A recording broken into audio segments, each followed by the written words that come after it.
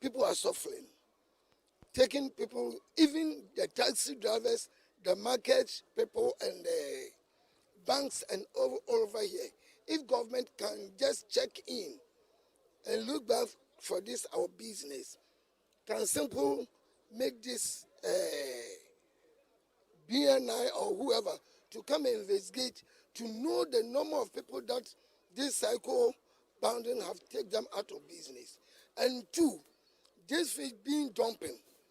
Two is polluting, as the fisheries law says, and the FAO report says that being throwing this waste fish into the sea, it pollutes the water.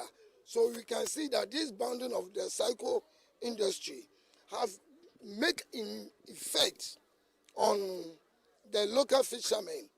Whilst primary is not so, I thought it's getting worse. Kofi Duka, Justice's counterpart in the banned cycle business, is livid about the ban of the business. Yes, they've banned us for almost about getting to 1 year. The real fishermen, the artisanal fishermen are not getting their fish. And then the fish are being dumped into the sea. Yeah, they are thrown overboard because they didn't go there purposely for this bycatch. They went there for their own fish. So if you are not going for it, they will dump them. So the real fishermen not getting their fish, it is not because of cycle. Cycle is not the activity we are doing, the bringing down the fish itself. Cycle is the fish itself. So if the trawlers are there fishing, taking about 10% of the fish to Tema, and those going for the fish are not working, then I don't see any reason you say that you have banned the cycle.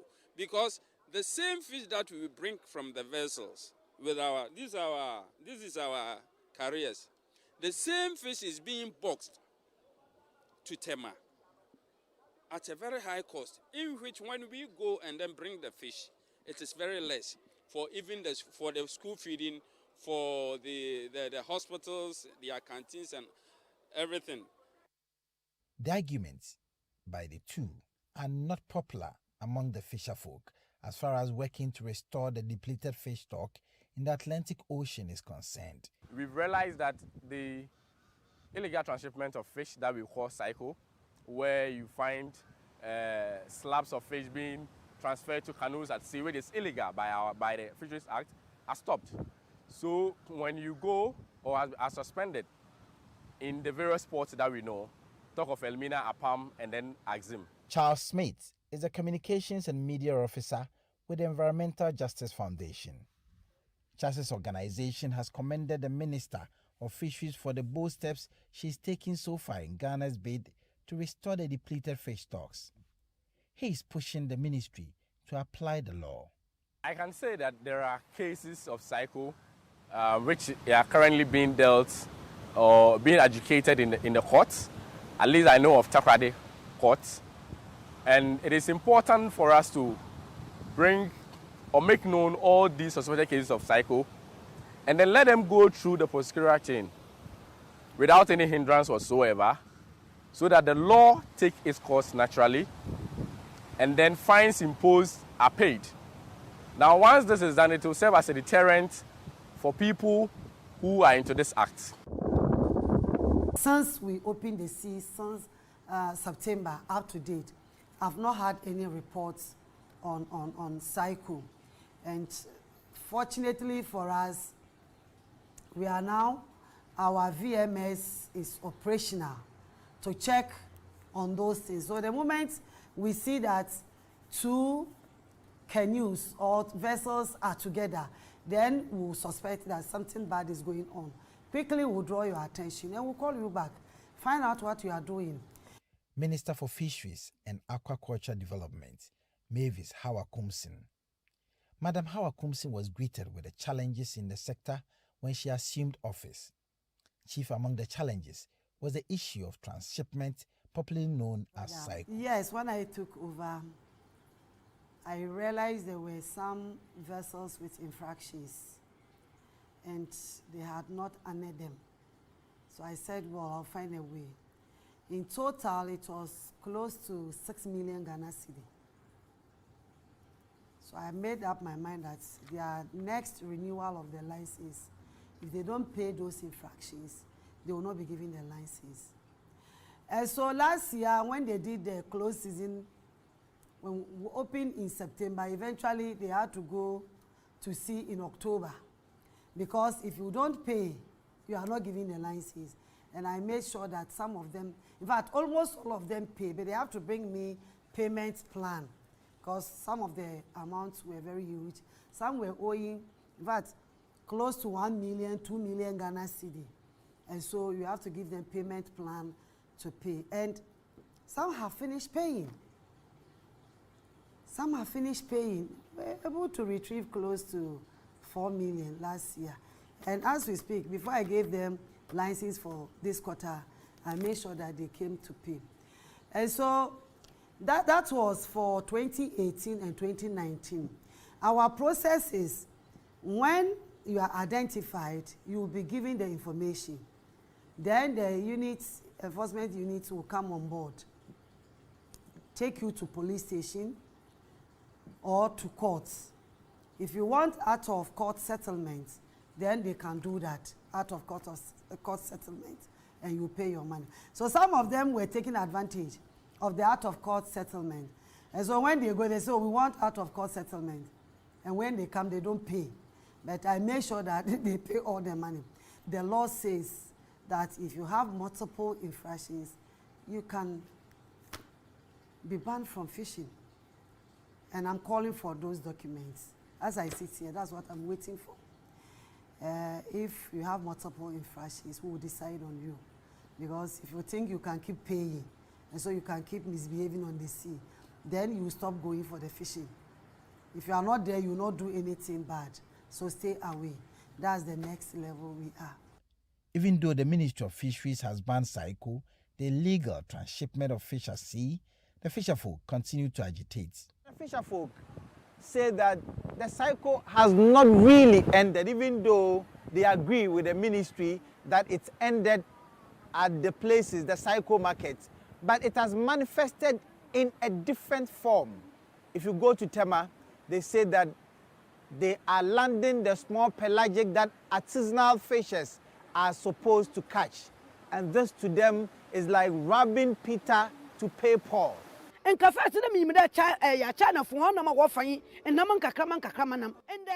first, we believed that the Chinese relied on the larger fish, but today they compete with us for the smaller fish that we rely on. Ifua Frama is a fishmonger here at Abazi, one of the fishing communities in the central region. She recounts vividly how the trawlers continue to land the fish that were once caught by the artisanal fishers.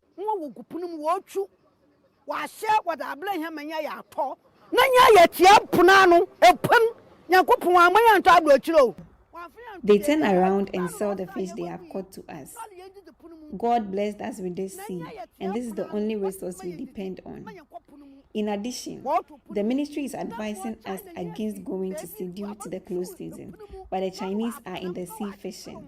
They are the only ones fishing and selling the fish to us, but we have been told not to go fishing.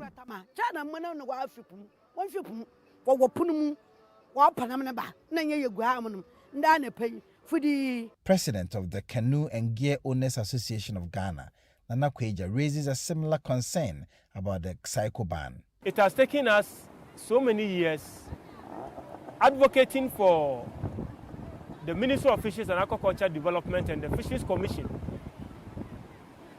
to enforce the law and stop the illegal transshipment at sea. Even though he's been full of praise for the minister over the sanity she's brought to the sector, the landings at the Tema port continue to worry him. I must commend the Honorable Minister for taking steps to end the illegal transshipment, where small pelagics and juvenile fish are harvested by trawlers against the law and are transshipped to adapted canoes, which are landed at the coastal communities for sale. However, the practice of industrial trawlers harvesting juvenile fish and small pelagics, which are so preserved of artisanal fishes, has not stopped. For now, we say we are left with a situation where the state is supervising the illegality of trawlers harvesting what is meant for artisanal fishes, landing them at the port, putting them at the cold stores, and selling them later at the communities through vans. So practically, the illegal transshipment has been stopped by the ministry and the commission. But the practice of trawlers harvesting small pelagics, which are so preserved of artisanal fishes, has not stopped. At a recent event to deliver relief items to cushion the fisher folk during the close season period, the Minister for Fisheries and Aquaculture Development, Mavis Howard-Kumsin, agreed with the concerns of the fisher folk and has cancelled such landings by the trawlers. She gives the 1st of September as a date the ban would take effect. No, already there's no cycle. You see, well, the cycle locally is transshipment on sea. But now we don't do transshipment on sea.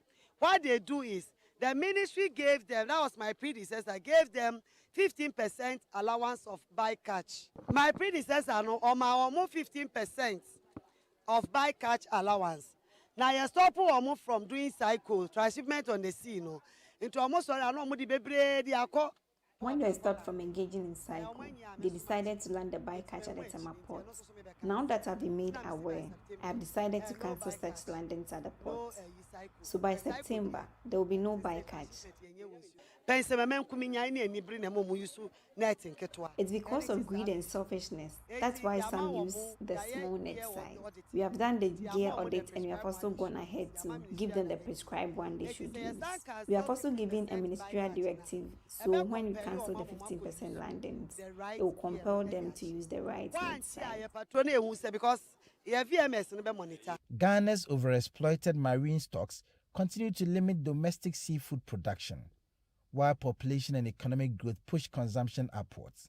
In February 2022, President Akufo-Addo indicated Ghana spends over $200 million annually to import fish to shore up its fish requirement due to illegal, unregulated, and unreported fishing activities, which have contributed significantly to a decline in fish stocks. So what's the ministry's plan towards the recovery of the fishery stocks? It's very painful, especially when you know you have the resources and you cannot benefit from it. Very, very painful. As the president said, I told you that I had to go to Belgium with him to plead with the EU concerning the yellow card. So he's also very much concerned. And so he's giving me every support, the needed logistics. We have begun the process of buying a research vessel to be able to do research and know the species that we have in the sea in stock.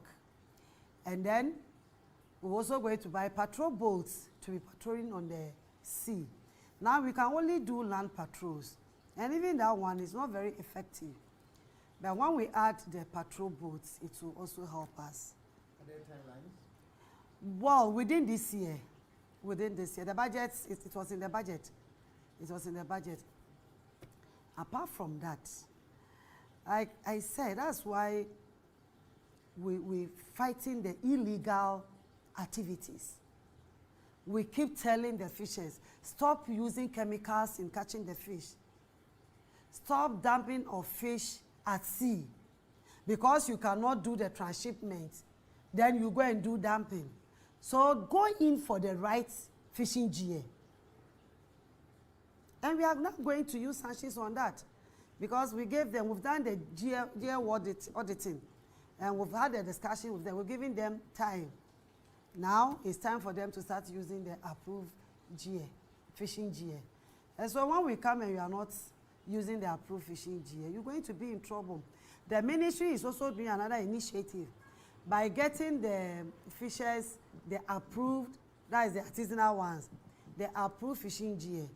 Yes, you cannot, if you cannot buy it outright, we'll give it to you on a high purchase, you pay it in installments, so that you can also get.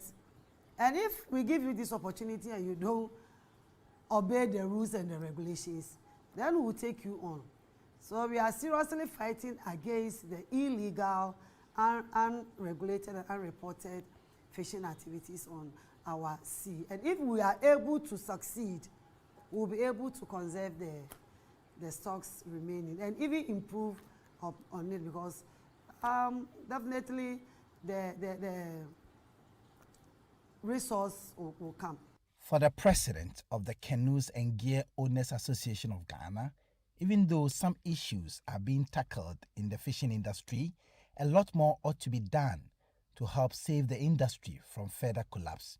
I think the Minister, Honorable Howard Kumisin, has shown a lot of interest and commitment in a number of issues. In the case of supply of inputs, the Minister demonstrated leadership in ensuring that outboard motors meant for fishers, which have not been supplied for several months, were supplied. We have been made aware of efforts to give nets, approved nets to fishers. And even in during the 2021 close season period, some nets were shared among some fishers. Until we assure artisanal fishers of some catch, it will be difficult for artisanal fisheries to survive. It is important for the Honorable Minister to take further steps beyond the ministerial directives to regulate the GS, to ensure that what is meant for artisanal fishers are duly preserved for artisanal fishers. It is our expectation that the Honorable Minister will take steps to eradicate the unhealthy competition that artisanal fishers have been subjected to by industrial fishers, so that artisanal fishers can have what is meant for them. Well, for the fishers, their wish is to see a vibrant fishing industry, an industry that would revive the hopes of the fishing communities and the millions of people in Ghana who depend on the resources of the sea for their survival. For Joy News' Hotline, my name is Richard Kwejenyako. Move. Abedimpo. Yeah. Fisheries Commission. Kanu Council. Aiko. Kwame Kofi Kinata. Nyame no boni wiase. No bwepo besi na numu nyame ina. Obosu kwelulu eben ekan safolo wanje na umo. No bonso kase na. Senior man. Falfu benye sika wa yepi. Ya boy na ma oyensi. Eto na chinam epiana. Sunday sikenyi bi no nye pese munkuminya. Obiala le hwehwe mana kubenya. Ti wale yepi ma wombe biala. Intiana uya mo sayeli yeni. That's in Chilima, one so one day, what I had then. It's in a Puya, Mosa Yeli, Sunday. That's in Chilima, one so one day, what I had then. What I had then, light I do for the end. Dynamite in the end. Carbide in the soul, yende, think it in the end. Sikaya blent in the end. Kalari no yende, woman yende, and that Tuesday fish in the yende. So close is in the bar. Young man, I'm a number, now one to now $1 from me and allo. What in America? Western, Central, Great Accra, Volta, East Coast, Ogulu BT. You got my fight for one for you. And And that's Kofi Kenata there summing up the issues on our seas today with the illegal activities. Of course, if you listen carefully to the documentary, we have made some progress, particularly following our earlier documentary some 2 years ago titled Cycle, When the Last Fish is Caught. We have made progress, but there's still a long way to go because we still risk being identified as a non-cooperating country in the fight against illegal and unreported as well as unregulated fishing because we have the yellow card still, and that's because of our inability as a country to comply with duties under international law. And really, what's our responsibility here as a country? Ensure effective monitoring and control of the activities of fishing vessels.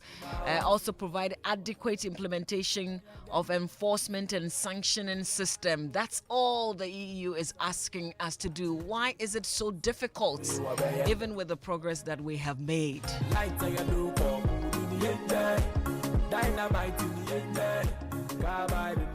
We will be joined by a Deputy Minister of Fisheries and Aquaculture Development, Mr. Moses Enim, as well as Kofi Agboga, Executive Director of Ehen Puanong.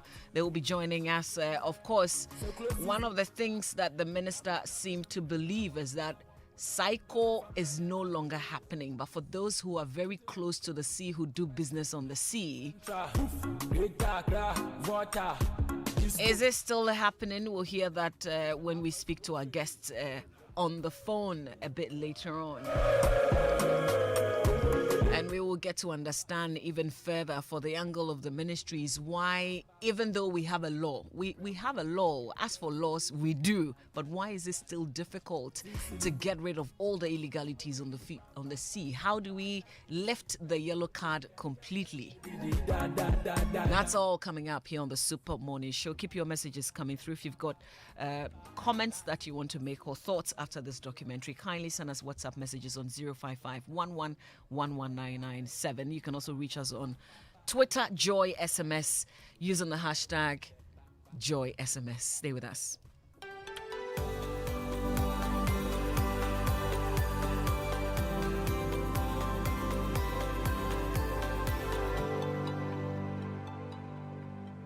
Hello.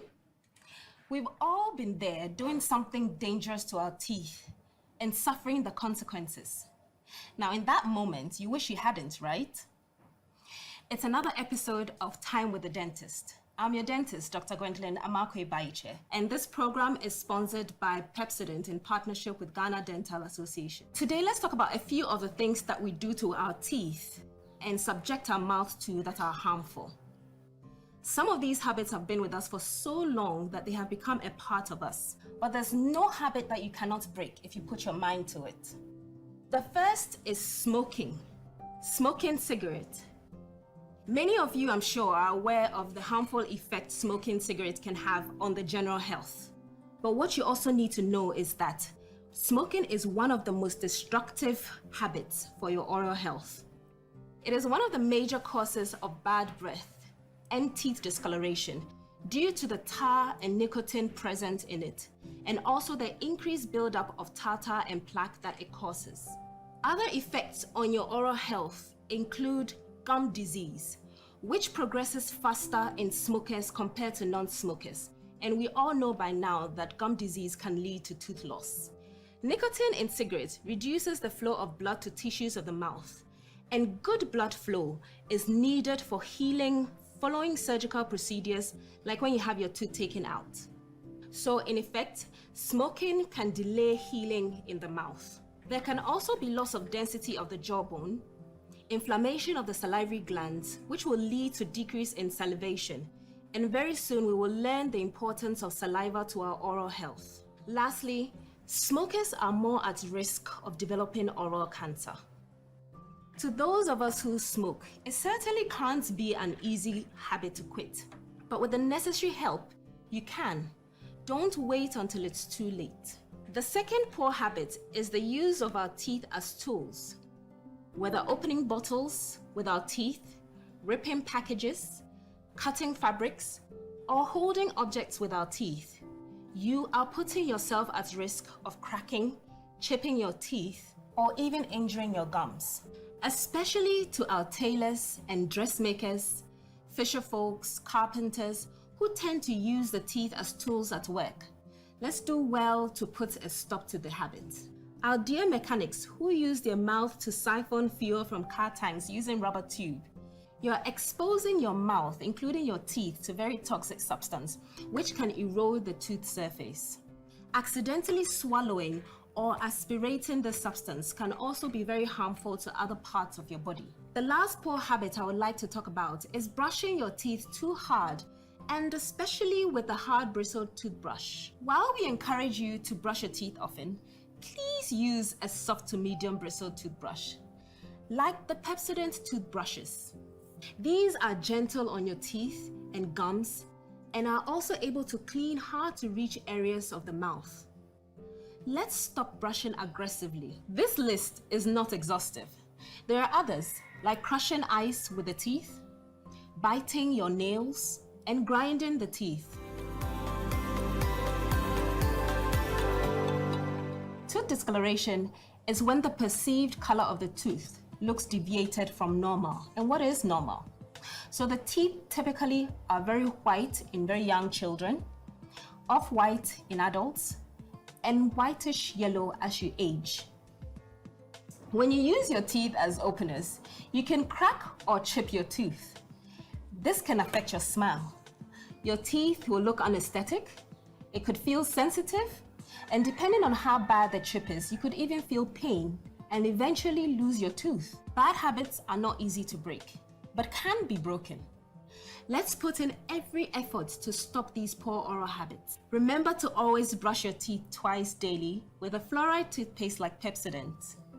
And visit the dentist regularly. Your teeth will thank you. This campaign is proudly brought to you by Pepsodent in partnership with Ghana Dental Association.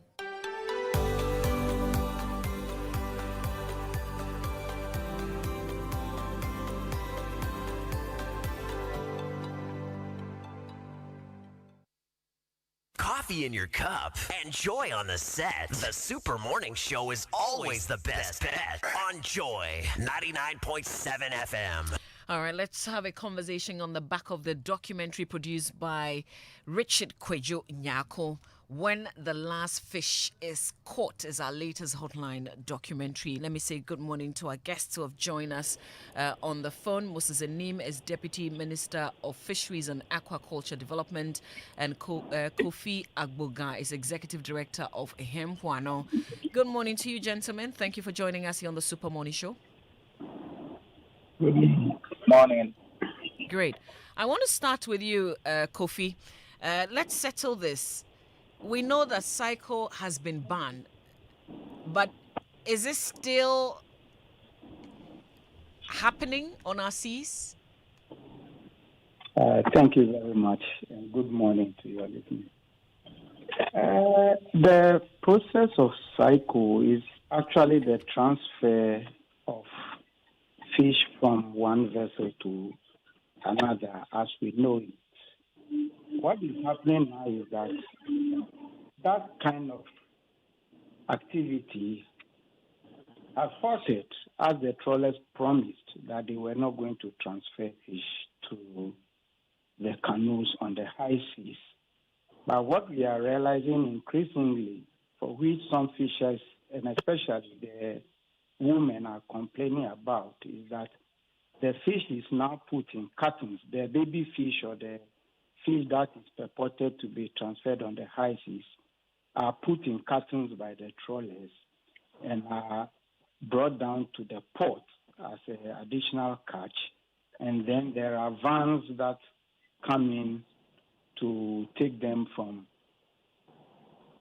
cold stores at the port and then sent to the market. So that is the new phenomenon that is unveiling. And I think there are processes to get them to catch bigger fish rather than getting smaller. Right. In fact, anchovies are even being put in cartons. What we call Ketasku boys are now being put in cartons. Wow. And sold. So it is worrying anyway. But I remember that you and other civil society organizations sent an open letter to the Minister of Fisheries and Aquaculture Development on the prospects of additional capacity being added to the trawl sector. Did you get any response? We are still waiting for the response. I must say it has not come to my notice yet whether the ministry has responded to the open letter that we issued. What from where you sit? I mean, how do you think we can stop this? Because obviously the ministry is looking for options, ways to deal with this. The whole issue is about enforcement. Once we are able to enforce what is on our books, we will be making a headway. I think the minister has issued a clear directive which will begin very soon when the season opens for the trawlers. And we are hoping that the trawlers will actually abide by the directive. But then, the issue here is that when the directive is issued, it means that new nets must be in place for the opening of the season. But before you put the net in water, you must conduct trials to see whether what you are doing is effective or not effective. Otherwise, you also spend a lot of money going to sea, and you will not be able to make any cash out of it. So it is not easy to get one trawler or the other to use their vessel for trial for the benefit of all. So we have to think about ways of doing this, maybe side by side, and then when we begin to get results, we can revise what the directive says, and then we move on with the fishing business. Right. Let me move to the Deputy Minister of Fisheries and Aquaculture, who is also joining us for this conversation. Mr. Moses, we understand, according to the President, that Ghana is importing about $200 million worth of fish. So what measures have been put in place to help reduce the fish imports? Well, thank you. Let me say hello to my brother Kofi Agoka and to your listeners. Yes, all we need to do is to increase our local production. And that is why aquaculture has become a strategic alternative to at least whilst we're working hard to replenish the stock at the marine sector. Aquaculture has been boosted to ensure that we increase our local production. Also, we've been very strong on the issue of IUU, especially when we took office, this second term of the president graciously giving myself and my boss, Honorable Howard Kunsi, the opportunity to serve at the Fisheries and Aquaculture Development. Quickly, we engaged JITA. When you say cycle, it's a transshipment arrangement which is illegal, and it is between two fleets that we control, and that is the trawl fleet and then the artisanal fleets. So we engaged JITA, and then we told them that cycle is illegal, and we directed that we're going to take action in accordance to law, and therefore they should also cooperate. They wrote to us accepting the challenge and saying that yes, they are with us on that score, and we gave strong directive that cycle should stop. Which of course on the it's really, we've seen a large improvement in the stoppage of I can assure you, and if you will attest to that. It is as a result of that in going forward, we've also given a ministerial directive to the type of gear that the trawl fleet is supposed to use. And also either two, they had a 15% bycatch allowance, which we thought was not prudent, because if you look at 15%, bycatch is instantly maybe catching fishes that you are not licensed to catch. For it, the trawl fleets are supposed to concentrate their catch on demersals, that is bottom dwell fishes. And if you go to Demesas and you get 15% of small pelagic, which are meant for the artisanal folks, which is illegal for drug fleas to catch, 15% of 600 cartons. You can imagine a number. So the minister has given a ministerial directive of a zero bycatch. Is that effective? Bycatch, which is starting 1st September. The reason why I'm saying all these things to augment is that when we allow the juveniles to grow so they can grab it and spawn, then we are increasing the stock, so to speak, because it's an ecosystem that God generated. And if you are young and you cannot be allowed to grow and maybe reproduce, then it means we are killing the system. So we think that some of these measurements or policies that we are rolling up, and also ensuring that the rule of law prevails, and people who frown the law are sent to the police. The police will have to prosecute. The courts are there to prosecute, and then becomes a deterrent effect for others not to repeat. So for us to be able to reduce drastically the importation, which we uses our own CD into dollars, and as a result bring pressure on the CD, I think that we need to increase the local production, which of course we are seeing. And this close season that we bring to bear, close season is not the only panacea. In fact, it's one of the factors that are supposed to be adopted to get this done. So these are the measurement. Aquaculture for aquaculture for food and jobs is also a policy by the ministry that we've rolling out. We've gotten GIZ to support at the Western region. There's increase in aquaculture production in the mix of all the challenges. Yes, but I think that with these measures we should be able to continuously increase our local production, so to reduce the importation of fish. Okay, so I want to go back to the new directive that you say will kick in from the 1st of September. Is it coming with the new nets? Because as Kofi explains, the 1st September, it is coming with the new net. The new net is non-negotiable. Look, I've been part of the system from when the audit itself was done to almost 1.5 years, 2 years ago, before we even came to serve at the ministry. And we think that it is long overdue, and we need to work on it. As a result, we've engaged the stakeholders. GITA have been engaged. The implementation plan was rolled out with them. We started the implementation plan. The captains and senior crew have been taken through the design and its mathematics and everything about it. We've trained our observers. We are getting our inspectors and even the marine police trained on that. And therefore, the implementation plan that is inculcated into renewal of license include that new regime or the new gear net that we are introducing to. And they've agreed. Either two, they thought that maybe we should do piloting of some sort. I've heard my brother say that. But we told them that almost 2 years now, who are going to say use this vessel to pilot while the other person uses the illegal net? How can you? So we say all of you, we're rolling it out with all of you. That even give us a larger sample size. Then as we're moving on, we'll be evaluating, we'll be monitoring. If there are areas that we need to shape, we'll be shaping. Okay, but in the meantime, so it is going with the net.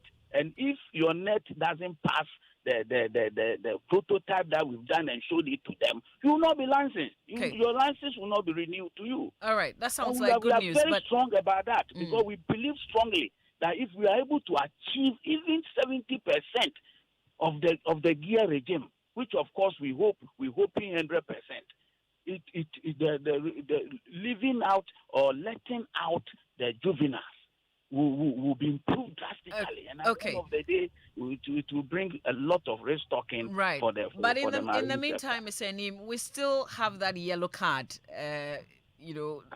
which essentially is a warning that we risk being identified as a non-cooperating country.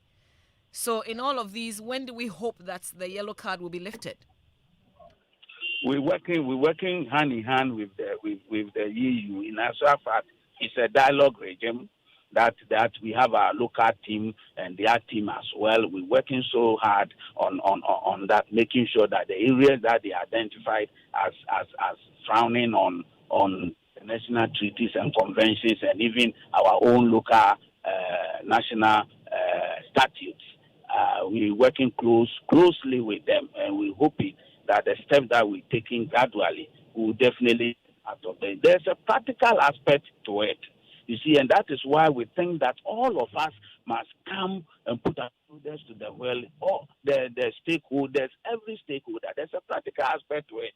Ourselves getting ready to make sure our inspections, we do it well. Our observers are right with us. Our VMS are really working, and our AIS are really working. And then the culture of doing the right things regardless for all the fleets. Because at the end of the day, it is a team play, and you are stakeholders. And why are you infringing the laws? Because I believe strongly good business pays. Doing the right things regardless pays, and it pays, and it withstands the test of time. So we are making it, we are engaging them, and for now we are getting a better buy-in. Right. So beyond the beyond the hope, have been very strong, both with the CSOs and then with the industry players, and then all other stakeholders. Okay. We're linking up the canoe council itself. Anytime we meet the vessel people on this gear thing, we bring in the canoe council membership, 2 or 3 of them, to sit in it. Okay, so what are the timelines? Through all that. What are the timelines that we're working with? Is also critical on this matter. Right. And we expect you also, the journalists, to help us in this course. And make sure that you bring some of these things to bear while we also work on the attitudinal behavior of our own people. Right. My question is, what's the time frame that we're working with beyond the hope? We understand We've the things given that them, you are... We've given them timelines. As it's a whole multi aspect that we're handling. But this question is linked to the yellow card. The issues have been numbered with timelines. For instance, we are supposed to revise the new law. Did I say the new law? We are supposed to revise the law, the 2002, as amended at 625. We are supposed to revise it in its entirety. Then we got to realize that the policy for fisheries and aquaculture itself was done in 2008, and it hasn't been reviewed. And you know that laws are reviewed, or laws are revised, or laws are made anchored on policy. So we've been able to do the new policy, revise the 2008. As I speak to you, it is at cabinet for us to get. We've done the everything about it, and the validation and all consultations have been done. It is with cabinet to bring it out. And you know, that is a medium-term thing. Definitely, because the moment the Attorney General does everything and it is sponsored by the Ministry to Parliament, you wouldn't have control. But Parliament will have to roll it through its whole standing of procedures and get it done. So we cannot, in that sense, say that it could be 2-3 months, but you can give some timeline to it. Right. But at the back of our mind, all the issues that they have raised, we also put some timelines to them, and we are working strongly. For us, if we could even get this thing off our head at the shortest possible time, it should be done. But because of the situation that some of them, you don't have absolute control over them, we cannot say that 1 year or 2 years or 3 years. But we are hopeful that, God willing, by next year ending there, we should be able, or before then, we should be able to get it off our head. We are strengthening the MCS as well.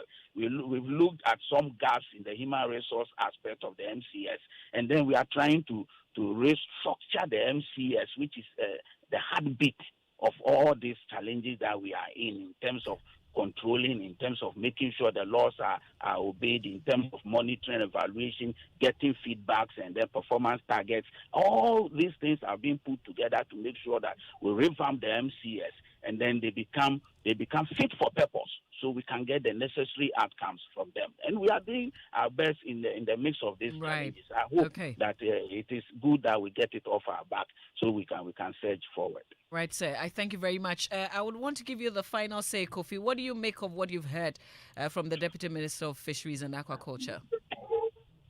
Well, it is a very promising situation as he speaks or he alluded to. But the biggest bane is that when we do all these fine things, how do we ensure that we are enforcing the very fine things that we have put on paper? And it is the reason why we have received the yellow card from the European Union, because what they are saying is that we are not obeying our own laws that we have written. And that is very, very worrying that we put things on paper and we are unable to work with them. We are hoping that the Fisheries Ministry can work quickly together with all stakeholders so that we get this yellow card off our backs. It will take a while, though, considering all the things that he has said. And if we can work together and focus on it, we will be able to come out of this. But when we come out of it, we must ensure that we don't go to sleep. This is the second time in about 8 years that we are receiving the yellow card. Double whammy, getting it left and right in 8 years. It's a very, very difficult thing for the whole country. So all of us must work together. Fishermen must recognize that whatever is being done in their interest. I heard somebody saying that they are providing jobs for so many people, etc. What is illegal is illegal by the law, and nobody should delude themselves that if there is a law and you are doing something which you think it is right, it may not be legitimate, but the law must take its course. And also, when prosecutions and all these are done, it should be publicized and popularized so that everybody out there will know that when I also go for it, there are sanctions to it. But when we keep quiet over it, then it becomes like nothing is happening. Right. The ministry must do well to also improve the communication on some of these things, work with the press, highlight some of these things in the press for everybody to see that they are working. All right. I want to doff my hat for the Deputy Minister and the Minister for the great work that they are doing. All right. Kofi Agboga, I thank you very much. Can I maybe... It's okay. Well, I'm afraid we don't have a lot of time for this, but I thank you very much, Mr. Moses Enim, Deputy Minister of Fisheries and Aquaculture Development, as well as Kofi Agboga, Executive Director of Hempuano. This conversation has been on the back of our hotline documentary, When the Last Fish is Caught. And this is not the end of this conversation, I promise you. There's plenty more to come, but here on the Super Morning Show, we've got a breakfast conversation. The Milo Breakfast Campaign. Why is it important, for instance, not to skip breakfast in the morning? That's all coming up here on the Super Morning Show. You've got to stay with us. Melcom Best Buy is on. Though we are still in tough times, Melcom says we're there for you. Save big at Melcom when you best buy your groceries, electronics, furniture, and all your daily need items at the lowest prices. Melcom, your one-stop supermarket for all your daily needs. Terms and conditions apply. Melcom, where Ghana truly saves. Melcom, where Ghana shops. Imagine say water wake up at dawn. You know both. You know chop. Where it vanish for your area for 2 weeks. You not get one drop safe inside your tank. Hey. Hajia, our life was in dangerous. Only our neighbor gets water with water tank. Water tank? Yes, water tank. Mamma mia, that water tank gets meter for checking